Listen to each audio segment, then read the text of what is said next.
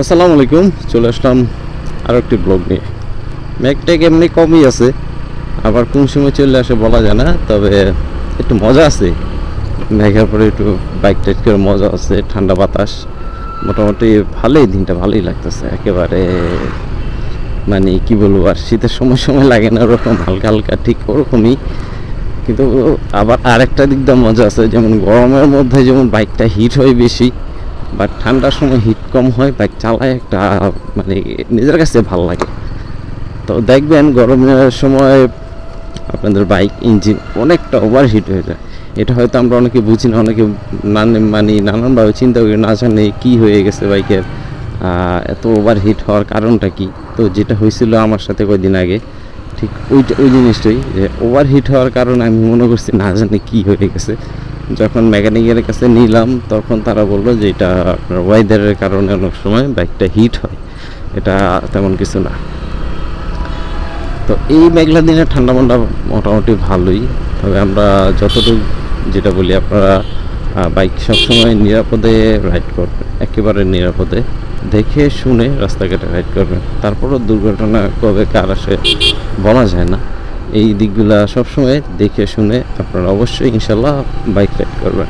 তবে হিটিংয়ে যে ইস্যুটা বললাম, সেই ইস্যুটার মধ্যে যেটা হইতেছে ওয়েদারের কারণে অনেক সময় ওভার হিট হইতে পারে, কারণ যে তাপ, আর ইঞ্জিন তো এমনি হিট হয় অল্প কিছু। আপনারা যখন বাইক রাইড করবেন তখনই দেখবেন আপনার বাইকের ইঞ্জিনটা হিট হয়ে গেছে। তার ভিতরে যদি আপনার যদি গরমটা বেশি পড়ে তখন দেখবেন আরও হিট হয়ে গেছে। তো দুইটা মিলাই আর কি ওরকম তো নবাব। নিজের রাস্তা তো আমার রাস্তাও না, তোমার রাস্তাও না, সবার রাস্তা। তোমার এইভাবে পার হওয়ার দরকারটা কি, ভাব নিলে ভাই একটু, আর কিছুই না। তবে আগেটা তাদের ব্যক্তিগত ব্যাপার এইসব মানুষের, এগুলো আর কি নিজের ভাবসা খুবই মনে করে। এদিকে মনে হয় ম্যাকটেক হইয়া গেছে কিছুক্ষণ আগে, যতটুকু বুঝতেছি। এটা হচ্ছে এক্স রাস্তা, যে রাস্তাটার নাম দিছি রাস্তা এক্স।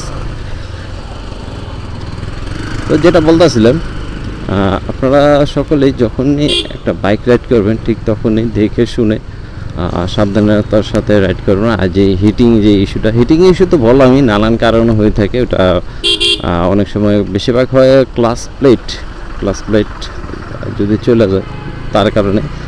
আর একটা হইতেছে যদি খারাপ মোবিল পড়ে যায়, দেখা গেছে বাজারে সবসময় আপনারা ভালো মোবিলটা পাওয়া যায় যে বিশ্বস্ত একটি দোকানে, কিন্তু যদি অন্যখান থেকে মোবিল নেন, দেখা গেছে চিনেন না জানেন না, অনেক সময় করে ফেলায় 2 নম্বরই, সবাই করে না।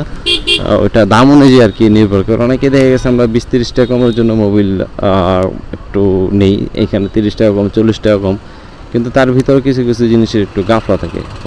এদিকে আবার বড় জিনিস পার হইতেছে। এই প্রাইভেট গাড়ি জিনিসটা আমার কাছে খুবই খুবই খারাপ লাগে। কারণ হইতেছে এদের কিছু যখনই আপনারা পড়বেন দেখবেন সহজে সাইড দিতে চায় না। খুবই খারাপ লাগে জিনিসটা আমার কাছে। তো আসলে এই ছোটোখাটো জিনিসগুলো আমি আপনাদের সাথে শেয়ার করার জন্য আজকের ব্লগটা করলাম। আশা করি আমার এই ব্লগটাই আপনাদের ভালো লাগবে, কারণ হিটিংয়ের যে ইস্যুটা, এটা ছোট্ট একটা ব্লগের মাধ্যমে আমি শেষ করার চেষ্টা করলাম। আর টাইমলি মোবিলটা যদি ঠিকঠাক মতো চেঞ্জ করেন, ক্লাস প্লেট তো এটা টাইমলি যায় 50,000 40,000, এটা আপনার রাইডের উপর ডিপেন্ড করে কীভাবে আপনি ভালো নিতে পারবেন। ও আমার চাকাটা একটু বাল্লি মারতেছে, কারণ যে লেভেল হয়ে গেছে মেঘ বৃষ্টির দিন, খুবই খারাপ অবস্থা, বাজে অবস্থা আমার চাকাটার। যেদিন চাকাটা চেঞ্জ করবো ওদিনকে ইনশাল্লাহ আরেকটি ব্লগ হয়। তো এখান থেকে বিদায় নিচ্ছি, দেখা হচ্ছে পরবর্তী যে কোনো ব্লগ নিয়ে। আল্লাহ হাফেজ।